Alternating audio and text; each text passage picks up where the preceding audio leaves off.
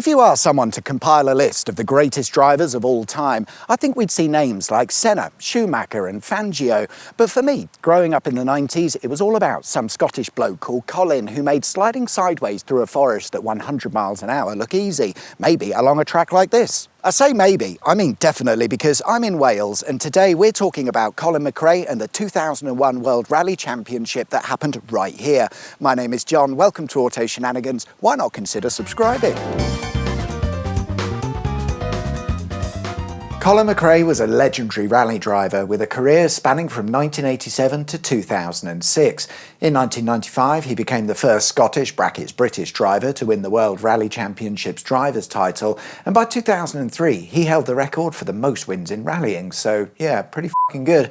But it wasn't really the wins that captivated me and many others. Mcrae had a driving style that was like no other. In short, full send, all the time. You're either winning or going home on a recovery truck, and it's fair to say that Mcrae went home on a recovery truck just as much as he won events, with that haphazard but calculated approach making him a firm favourite with the crowds. In 2001, the World Rally Championship would come to Wales for the final event of the series, consisting of 17 rally special stages where 4 drivers would battle for the chance of being crowned the overall champion: Colin Mcrae, Richard Burns, Tommy Mäkinen and Carlos Sainz. And this meant the entire championship came down to the Wales Rally, with things starting well for Mcrae and Grist because in the first stage they won, only 16 to go.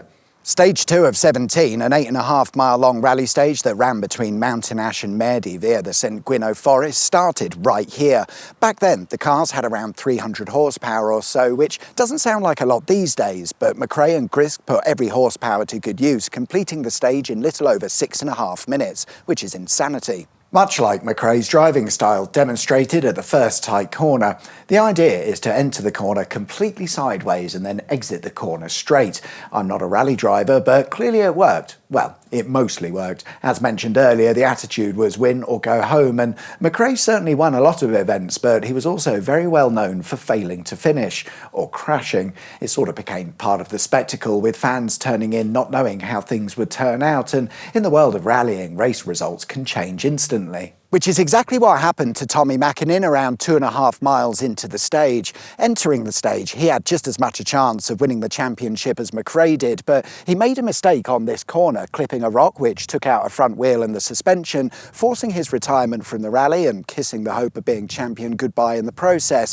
Rotten bit of luck, old chap, and now it was a 3-horse race. However, not for long. Stage 2 would also see Carlos Sainz in a spotted bother with a flat tyre and faulty brakes, dropping his time significantly, meaning whilst he was still able to compete, he was no longer in the race, and it was now down to a fight between the Scots with Mcrae and the English with Burns, or the United States with Ford and Japan with Subaru, whatever. We're now reaching the halfway point of the stage, which until now has been quite technical and perhaps slow by rally standards, but from here, other than a couple of corners, the stage opens up, which allows for some if-in-doubt, flat-out sort of driving, which Mcrae certainly delivers.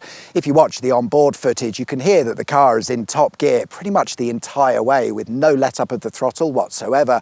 It's likely they would have been doing about 100 to 120 miles per hour, and it's one of the most impressive drives you'll ever see. It really is, and I think I'm fair in putting Mcrae in the same list as the other all-time best drivers, such as Senna, etc. It's like watching a master at work, and whilst there are some very competent drivers out there, I don't think we've seen the likes of Mcrae since, well, Mcrae, but how did things work out in the St Gwynno rally stage? I've come up to the finish line to see the point where Mcrae and Grist set a stage time of 6 minutes 34 seconds. Let me remind you, that's nearly 9 miles off-road in 6.5 minutes, which is very, very silly indeed. And of course, Richard Burns was slower, and this meant Mcrae had won the first 2 stages, so he was off to a fantastic start, and it's on to stage 3. Stage 3 was a shorter 6.5 mile stage in which Mcrae and Grist would finish 4th, annoyingly just behind Richard Burns in 3rd, and this would reduce the gap between the 2 drivers to around half a second, meaning as they moved into stage 4 it was still very much all to play for, and the battle would continue. And it would start right here with a 16.5 mile rally stage through the Rhondda Valley and Forest.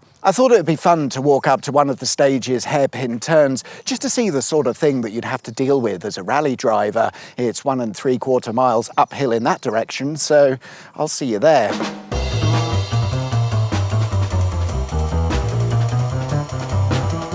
Here is the hairpin, and can you imagine driving around here at 80 miles an hour or whatever? I'm not sure that I can, but hopefully it in some way demonstrates the huge cojones that these guys had. Huge, massive.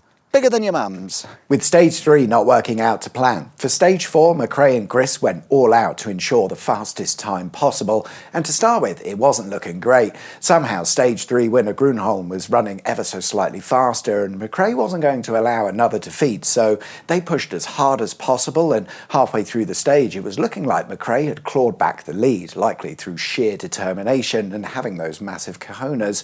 Watch as Mcrae skillfully takes on this corner.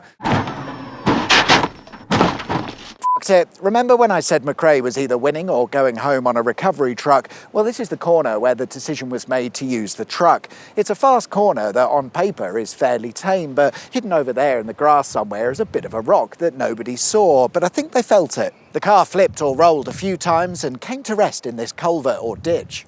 It's clear from the roof that the car's been badly damaged. You don't say. It seems Mcrae might have had too much shortbread and whiskey that day, cutting the corner just a little bit too much, and in a split second their hopes of winning the rally championship crumpled and shattered its way into a ditch. But this is Colin Mcrae, isn't it? For the rally fans, this is exactly why he's the favourite. In one stage, he's setting the fastest times, and in another, he's f***ing it up spectacularly, and it's just brilliant. But I'm afraid to say, my Scottish friends, on this occasion, you've been outdone by a rock. That is typical Colin Mcrae, though, isn't it? And I'm not sure if he ever thought about the times and the positions, because it was just go as fast as you can all the time. But what about Richard Burns? At this point, with Mcrae, Mackinnon and Sainz effectively giving up the championship, surely he'd be able to bring home the trophy for us plucky English folk. No. Burns put in a great show and effort, but ultimately it wasn't enough, securing him third position overall. So, who won? Well, it was that bastard from stage 3, Marcus Grunholm, from Finland, a country that has also produced some of the world's most finest drivers, so I suppose that's fair enough. But like I said earlier, if you ask anyone to compile a list of the greatest drivers ever, Grunholm, Burns and everyone who knows would put Colin Mcrae at the top. Yes, he crashed a lot and yes, he won a lot, but the approach and the determination was what made Mcrae one of the all-time greats, with some saying he is the very definition of rally. If you fancy a lovely day out reminiscing of times gone by, then why not visit Wales, where a lot of the old rally stages are open and available to walk along, and the scenery is absolutely stunning. Thank you very much for watching. Like and subscribe if you haven't already, and I'll see you guys next time. Take care. Bye-bye.